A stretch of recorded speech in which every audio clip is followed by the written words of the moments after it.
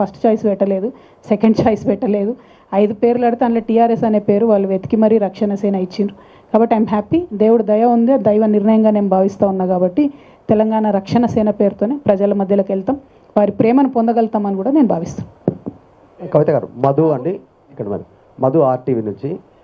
మీరు party announcement చేసినప్పటి నుంచి కాస్త విమర్శలు బయట నుంచి అందరూ అన్ని పార్టీల నుంచి చేస్తూ ఉన్నారు. డైరెక్ట్గా రాష్ట్ర ముఖ్యమంత్రి రేవంత్ రెడ్డి స్టేట్మెంట్ చేసిరు, ఉన్న పార్టీకే దిక్కు లేదు, కొత్త పార్టీ వచ్చి ఏం చేస్తుంది, వాళ్ళ ఇంటి పంచాయతీ మాకు రుద్దొద్దు అనేటువంటి స్టేట్మెంటు. ధర్మపురి అరవింద్ ఏమో మొన్నటిదాకా పిట్టల ద్వారా ఇప్పుడు పిట్టల ద్వారా సానని.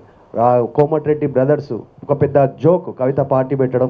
6 ఏళ్ళు నేను ఎమ్మెల్యే అయితే నేనే కాలేదు ముఖ్యమంత్రి, ఆమె ఎట్లయితుంది, తండ్రికి విలువనివని ఆమె తల్లి ఎట్లయితుంది అనేటువంటి స్టేట్మెంట్ చేశారు కోమటిరెడ్డి బ్రదర్స్.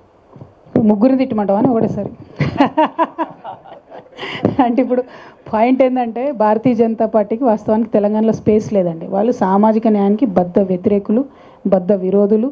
12 ఏళ్ళు వాళ్ళ ప్రభుత్వం ఉంటే ₹1 తీసుకురాలి తెలంగాణకు. ఎవరైతే విమర్శ చేసిన అరవింద్ మా కర్మగాలి, మా నిజామాబాద్ ఎంపీ, ఆయనకి నేను మళ్ళీ చెప్తున్నా, మీరు బుద్ధి తెచ్చుకోండి బ్రదర్, కొంచెం ఇప్పటికన్నా ₹2 పట్టుకురండి, మన రాష్ట్రానికి తీసుకురండి.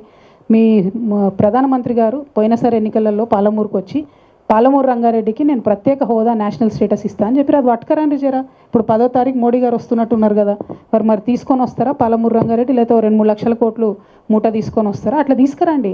నన్ను తిడితే ఏమొస్తుంది బీజేపీ వాళ్ళకు చెప్పు. నేను చేసేది నా పని నేను చేసుకుంటూనే పోతా, తెలంగాణ ప్రజల దగ్గర నేను పోతా, ప్రజలు ఏది చేస్తే అది అల్టిమేట్గా అవుతుంది. ఇక కాంగ్రెస్ పార్టీలో వాళ్ళు జోక్ అనుకున్నా ఏమనుకున్నా ఇట్లా మస్తు అనుకుంటారు. ఒక ప్రయత్నం మొదలుపెట్టినప్పుడు చాలామంది డెమోక్రటిక్ సిస్టంలో కాన్స్టిట్యూషన్ని గౌరవించే వాళ్ళు చిన్న పార్టీ పెద్ద పార్టీ అని కాదు, పార్టీ ఉండడమే పవర్, ఒక పొలిటికల్ పార్టీగా ఉండడమే పవర్. అది పవర్లోకి వస్తుందా రాదా, ప్రతిపక్షంగా ఉంటుందా సెకండరీ.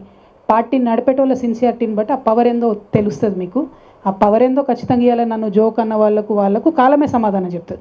పర్సనల్గా ఒక్కొక్కరు నేను సమాధానం చెప్పాల్సిన అవసరం లేదు. కానీ బీజేపీ వాళ్ళకి మాత్రం నేను చెప్పేది ఏంటంటే 10వ తారీఖు మీ ప్రధానమంత్రి గారు వస్తున్నారు కాబట్టి కొంచెం నిధులు మోసుకురమ్మని చెప్పండి, కొంచెం పాలమూరు రంగారెడ్డికి స్టేటస్ ఇవ్వమని చెప్పండి, బీసీ బిల్లు పెండింగ్ ఉంది దాన్ని తీసుకురమ్మని చెప్పండి. మహిళా బిల్లును అక్కడ తెలిసి ఫెయిల్ అవుతుందని తెలిసి మహిళా బిల్లు ఇంట్రడ్యూస్ చేసిన బీజేపీని మాత్రం ఈ దేశ మహిళలు క్షమించరు, తెలంగాణ మహిళలు అసలుకే క్షమించరు. కాబట్టి ఆ మహిళా బిల్లును జర క్లారిటీ తీసుకొని రండి తప్పితే నా మీద విమర్శ చేస్తే ఏమొస్తుంది. రాహుల్ జీ బోలి.